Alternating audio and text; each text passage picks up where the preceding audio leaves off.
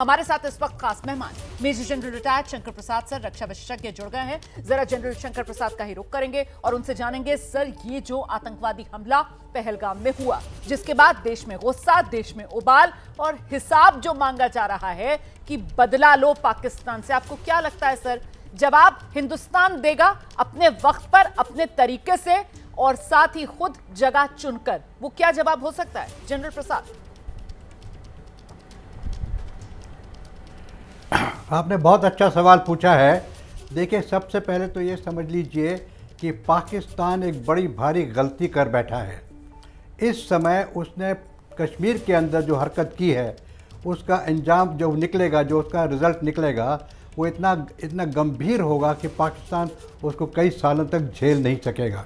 सबसे पहली बात आप देखिए कि पाकिस्तान के अंदर वैसे ही मारामारी है, बुरा हाल है उनकी फाइनेंशियल सिचुएशन का। अब जिस प्रकार से उन्होंने ये आतंकवाद का हमला किया है, पूरा विश्व इसके बरखिलाफ़ हो गया। पाकिस्तान के अमेरिका बरखिलाफ़ हो गया, रशिया बरखिलाफ़ हो गया, यहाँ तक कि सऊदी अरेबिया भी इसकी निंदा कर रहा है, सारा विश्व इसकी निंदा कर रहा है। तो अब मौका बिल्कुल सही है कि फाइनेंशियल एक्शन जो कमेटी है, जिसमें पहले ये एक दफ़ा ग्रे लिस्ट में थे, वहाँ से निकलने की कोशिश की थी इन्होंने, अब दोबारा मेरे ख्याल से घंटों के अंदर ये ब्लैक लिस्ट में फिर चला जाएगा। यानी FATF जो है इसको फिर से ब्लैक लिस्ट में डालेगी, जिससे पाकिस्तान की इकोनॉमिक कंडीशन जो पहले ही बहुत ख़राब थी उससे कहीं ज़्यादा ख़राब हो जाएगी। दूसरी बात अगर आपको समझ में आती है तो ये है कि पाकिस्तान के अंदर आर्मी चीफ एक अपनी सरकार चलाते हैं, दूसरी तरफ पॉलिटिशियन सोचते हैं और समझते हैं कि सरकार वो चला रहे हैं, लेकिन आपस में कोई तालमेल नहीं है। असलियत के वहाँ के जो बादशाह हैं, जो सरकार चलाते हैं, वो पाकिस्तान के आर्मी चीफ हैं। तो आपने सुबह एक बयान सुना होगा पाकिस्तान के रक्षा मंत्री का, वो कहते हैं कि जी ये तो हमने तो कुछ किया ही नहीं है, तो कहीं और से इंडिया में हुआ है। तो पाकिस्तान के रक्षा मंत्री को तो पता ही नहीं है कि पाकिस्तान आर्मी करती क्या है, क्या उसके प्लान्स हैं। तो वो बिल्कुल ठीक कह रहे हैं, उन्हें कुछ नहीं पता, लेकिन जो असलियत है वो पाकिस्तान के आर्मी चीफ कर रहे हैं, जिसका स्टेटमेंट उन्होंने खुद दिया है। आप अपनी बात आगे पूरी कर लीजिएगा सर। एक बड़ी खबर आ रही है, ब्रेकिंग न्यूज आ रही है सर। पहलगाम आतंकवादी हमले को लेकर अब बड़ी खबर ये मिल रही है, हमले वाली जगह पर 7 आतंकवादी मौजूद थे, ये बड़ी खबर मिल रही है। देखिए, जो संख्या को लेकर कंफ्यूजन था, अब सूत्र के हवाले से बड़ी खबर, 7 आतंकवादी मौजूद थे, इनमें से 4 आतंकवादियों ने हमला किया। हमले में शामिल आदिल गुरी और आसिफ शेख, ये नाम सामने आ रहे हैं इन आतंकवादियों के, आदिल गुरी और आसिफ शेख। आशीष के पास मैं आपको लेकर चलूंगी। आशीष, इस खबर के बारे में आप तक और जानकारी पहुंचाएंगे। ये स्केचेस अब से कुछ देर पहले जो जम्मू कश्मीर पुलिस की तरफ से जारी किए गए, इनमें कोई आदिल गुरी और आसिफ शेख?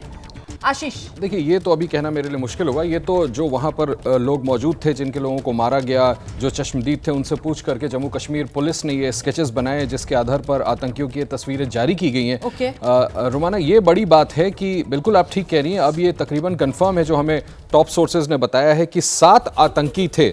ज़्यादा बड़ी बात, 4 पाकिस्तानी थे।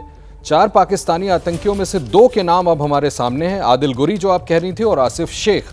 आदिल गुरी के बारे में जानकारी ये मिली है सोर्सेज से कि ये पाकिस्तान से आया था और एक्सफिल्ट्रेट किया था 2018 में, और इसके साथ दूसरा पाकिस्तानी आतंकी आसिफ शेख प्लस 2 और पाकिस्तानी आतंकी, यानी कुल मिलाकर के 4 पाकिस्तानी आतंकी जिन्होंने क्रॉस ओवर किया था और उन्होंने इस आतंकवादी गतिविधि को अंजाम दिया है। साथ में इनके 3 और आतंकी सपोर्ट कर रहे थे, जो लोकल रहे होंगे, जिनके बारे में हमें पहले से जानकारी है रुमाना की इन्होंने पुलिस की वर्दी पहनी हुई थी, और ये मोस्ट लाइकली OGWs रहे होंगे, ओवरग्राउंड वर्कर्स जो इनके सपोर्ट में होते हैं, और जिनको TRF का लोकल सपोर्ट मिला। TRF में बता दूं लोगों के लिए, TRF वो आतंकी संगठन है जो कश्मीर में सक्रिय तमाम अलग अलग आतंकी संगठनों ने मिलकर लश्कर तैयबा के कनाइवेंस के साथ इसको खड़ा किया था।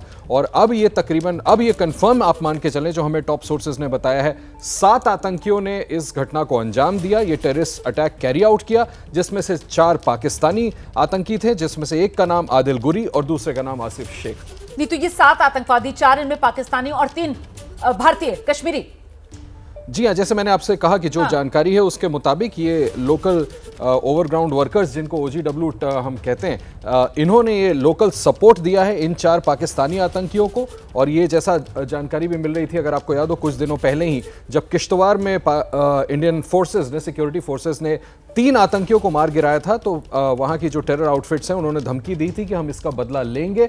और तब से ये जानकारी थी कि आतंकी क्रॉसओवर करके आ चुके हैं। और अब ये बात कंफर्म करी है हमें टॉप सोर्सेज ने कि इनमें से 4 पाकिस्तानी और आतंकी इनमें से आदिल गुरी जिसके बारे में आप बता रहे हैं वो 2018 से भारत में था। जी हाँ, बिल्कुल। आदिल गुरी और आसिफ शेख, इनके अलावा 2 और पाकिस्तानी आतंकियों के नाम अभी असर्टेन नहीं हो पाए। संभव है कि जैसे वक्त गुजरेगा उनके भी नाम मिल जाएं, लेकिन ये बड़ी खबर है कि इन दोनों आतंकियों के नाम अब हमारे पास हैं और कुल 4 पाकिस्तानी आतंकी इसमें शामिल थे, जिनका सपोर्ट 3 और लोकल आतंकियों ने किया।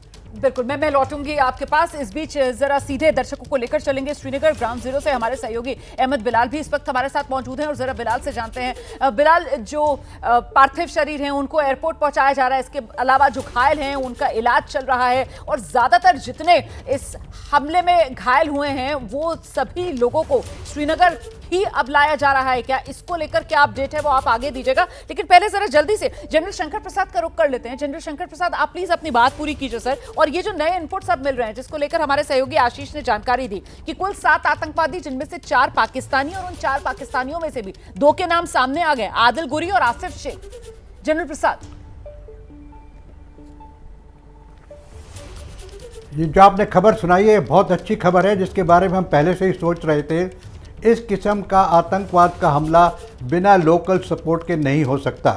जो लोकल सपोर्ट की आप बात कर रही हैं, जो 3 व्यक्ति जो उनके ओवरग्राउंड वर्कर कहलाते हैं, उन्होंने इनको पनाह दी, उन्होंने इनको रक्षा दी और उन्होंने सारे टाइम इनको रख कर और इनको लॉन्च करवाया है पाकिस्तान के हुक्म से।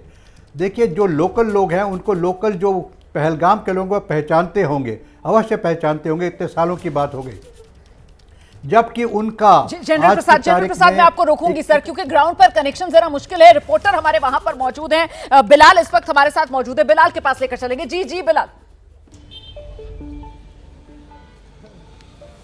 बिल्कुल रुमाना, देखिए इस वक्त मैं श्रीनगर के लाल चौक पर मौजूद हूं और यहां पर जो PDP चीफ हैं महबूबा मुफ्ती, उनकी तरफ से पहलगाम अटैक के खिलाफ जो है प्रदर्शन जो है वो किया जा रहा है और बाकायदा उनके प्रदर्शन में जो है वो काले झंडे जो है वो कुछ देर पहले लहराए गए हैं। और इसके अलावा अगर मैं आपको लाल चौक के चारों ओर की तस्वीरें दिखाऊं आपको, तो देखिए जिस तरीके से चाहे श्रीनगर में पॉलिटिकल लीडर्स की बात कर लें या फिर रिलीजियस लीडर की बात कर लें, जिस तरीके से सबने आज पहलगाम हमले के खिलाफ जो है वो बंद की कॉल दी थी, उस कॉल का समर्थन करते हुए पूरी की पूरी लाल चौक की जो मार्केट है, मेरे सहयोगी राजेंद्र सिंह में कहूंगा कि एक बार चारों तरफ पैन करके दिखाएं कि पूरी की पूरी मार्केट जो है वो बंद है। वहीद पर्रा है हमारे साथ। वहीद सर एबीपी न्यूज के जरिए पूरा देश जो जानना चाहता है कि कौन है आखिर हमले का जिम्मेदार। जिन लोगों ने किया वो आतंकवादी है। पहली बार you saw former chief minister in the Lal Chowk protesting for against the terrorism. This is an act not on tourists, not on yatris. This is an attack on us. ये हम पर हमला है, कश्मीरियों पर है, और जिसने किया वो हमारे खिलाफ दहशतगर्द है। कल के अल्फाजों में बोलता हूँ, ये इंसानियत के खिलाफ है, मुसलमानों के खिलाफ है, कश्मीरियों के खिलाफ है। जितना मुल्क के खिलाफ है, हम मुल्क के साथ खड़े हैं। और जिन लोगों ने ये किया उनकी नीयत कश्मीर के खिलाफ है, इंसानियत के खिलाफ है, और किसी भी तरीके में इसकी जस्टिफिकेशन नहीं कि आप एक इनोसेंट इंसान को जो यहाँ पर घूमने आया हो, जो यहाँ पर लोगों से मिलने आया हो, और जो यहाँ की हॉस्पिटैलिटी कौम है, यहाँ पर उस तरीके में आप उनको मौत के घाट उतारे। 26 इसकी हम मजम्मत करते हैं जी, लेकिन 26 मौतों का जिम्मेदार कौन है? वो जिंदगी टेररिस्ट है और जिम्मेदारी किस वर्ड में है, terrorist, and we strongly condemn this sort of terrorism in Jammu and Kashmir. लेकिन एक भाई साहब ये भी जानना चाहेंगे कि जिस तरीके से जो विपक्षी पार्टियां हैं वो इस्तीफे वगैरह की भी मांग कर रही हैं, आपकी पार्टी की तरफ से क्या मांग है? नहीं, हम चाहते हैं सियासत ना हो। इस वक्त हम मुल्क के साथ खड़े हैं, हम भी सदमे में है, दुख में है, दर्द में है। हम इस वक्त सियासत के बयानबाजी नहीं करेंगे। मेरे ख्याल में हम सभी लोगों को इस वक्त अपने मुल्क के साथ खड़ा होना चाहिए, उनके शहीदों के साथ खड़ा होना चाहिए, सिक्योरिटी फोर्सेस के साथ खड़ा होना चाहिए। एक दूसरे को एग्ज़ाम तराशी नहीं करनी चाहिए। We should not let enemies to succeed. जिन लोगों ने ये किया वो हम में से दरार डालना चाहते हैं। We are with country, we are with people of India at this time and irrespective of ideologies.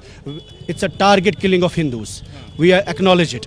And इसमें we are not ashamed to condemn it and call it a terrorist act. It's an inhuman act. It's a massacre on humanity, and we, in our strongest words, we reject this sort of terrorism and attack on our soil, and we are तो ये with people of Kashmir के India. आम लोगों को आप सुन रहे हैं किस तरीके से वो कह रहे हैं कि कश्मीर की जमीन पर ये जो आतंकवादी घटना को अंजाम दिया गया है, इसे खारिज हर आम हिंदुस्तानी, हर आम कश्मीरी कर रहा है। और ये जो दुश्मन है वो देश के दुश्मन है, वो कश्मीर के दुश्मन है, वो अमन चैन के दुश्मन है। इन दुश्मनों का हिसाब वो चुन चुन कर, जिस तरीके से इन देश के दुश्मनों ने हमारे नागरिकों को निशाना बनाया, उनकी जान ली, वैसे ही चुन चुन कर इन देश के दुश्मनों से भी हिसाब लिया जाए।